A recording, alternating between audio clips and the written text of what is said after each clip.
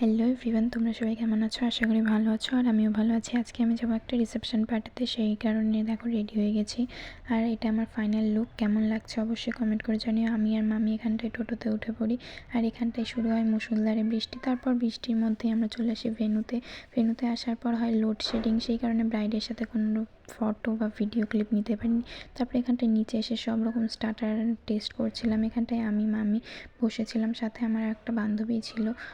ও ক্যামেরায় আসতে লজ্জা পায়, সেটা নিয়েই কথা বলছিলাম। তারপর এখানটায় বেশ কিছু ফটো তুলে নিয়ে আমরা সবাই মিলে একটু কথা বলছিলাম। তারপর আমরা চলে আসি রাত্রে। এখানটায় যেহেতু অনেকটা রাত্রি হয়ে গেছিলো, তারপর আমরা এখানটায় চলে আসি মেন কোর্সে।